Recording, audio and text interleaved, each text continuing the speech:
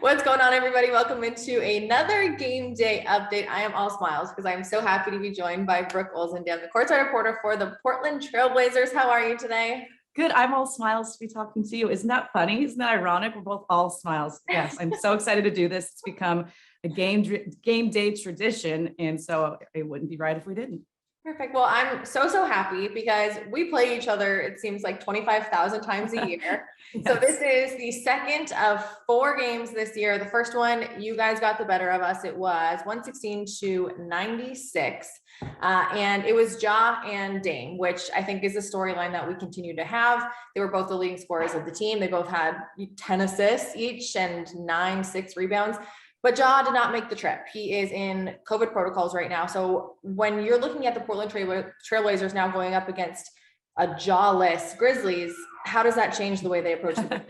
Sorry, that's a Ja-less Grizzlies. I pictured a Ja-less Grizzly. Oh yeah, that's a weird thing to say. No, but I knew what you meant, but I pictured that right away.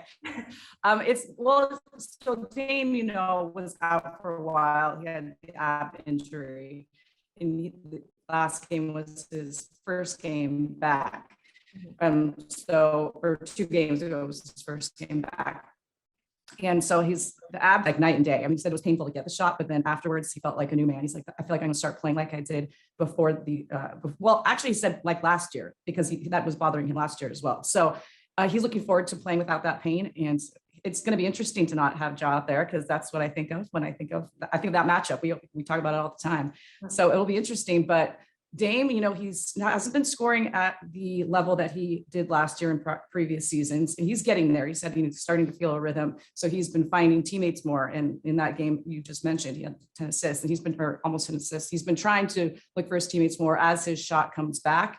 So this could be an interesting situation for him, where he maybe tries to look for his shot more because Ja isn't on the other side of him. So I think that might be an opportunity for Dame to really say, okay, this is the night I come back. I'm going to take advantage of you guys not having him out there. But you guys have been playing really well without him. So it's not going to be, don't get me wrong, no cakewalk for the Blazers. It's going to be a challenging game, but it's going to look different than games past. Yeah, and I guess my follow-up with that is that the first time that these two teams faced off, Dillon Brooks wasn't playing, and Dillon Brooks is kind of like that defensive stopper. He goes up against the leading scorer of other teams. That's most likely going to be Dame come 7 o'clock, 8 o'clock tonight. Do you think that plays a role? Like, no, they don't have Ja, but they also now have the defensive stopper in Dillon Brooks. Yeah, no, that's a great point you have there. And fans, love to see Dillon Brooks in the building. So I'm sure he's always received well, but will be again. So yeah, that could definitely change things up.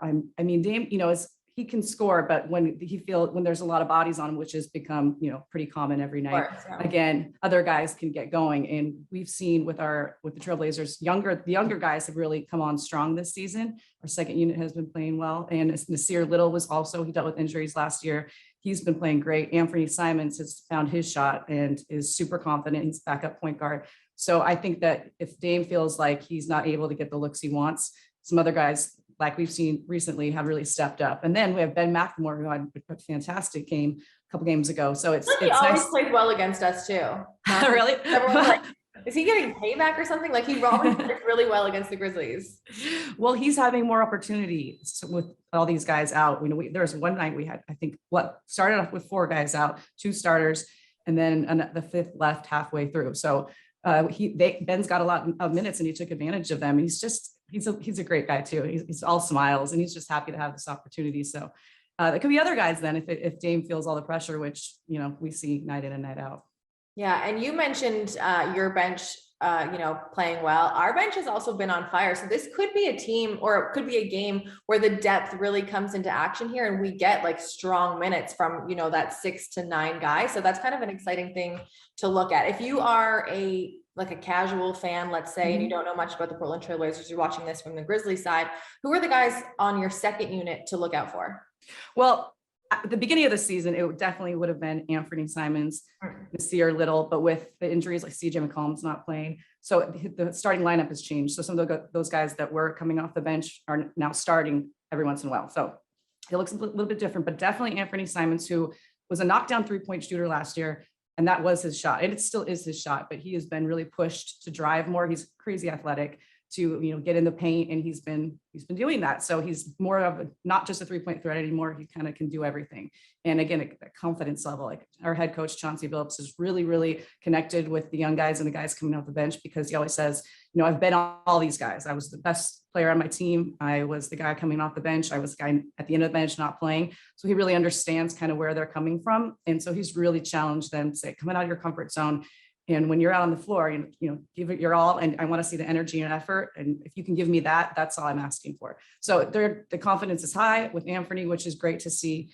In Nasir Little, again, I mentioned with all the injuries, a couple games ago, he had like 5 incredible dunks and the whole place went nuts. So it's been kind of fun to see him, because he's, again, super athletic. He's actually the most athletic guy on the team, according to our head coach, and we all can see it. But Chauncey Billups says, he's the greatest athlete on this team. And I expect him to be that every time he's out on the floor. So him as well.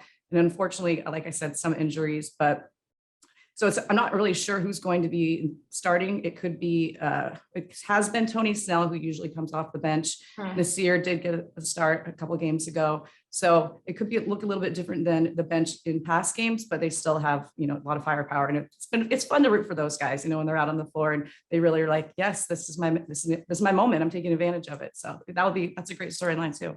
I love it. I love it. This is going to be, like I said, 2 of 4, but it seems like so much more just with, the playoffs with you guys. And I love the games where you can tell that the guys they know each other from, last year, the year before, and like that kind of competitiveness carries over. So I'm so excited, Brooke. I'm so excited to watch you work.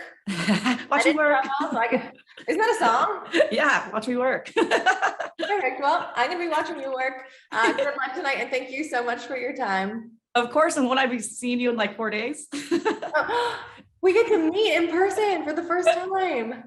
That's so bizarre that it doesn't compute that we have it. So yes, I'm so excited. Well, that makes me so happy. Okay, well, good luck, and I'll see you in 4 days. Thanks, girl. See you soon.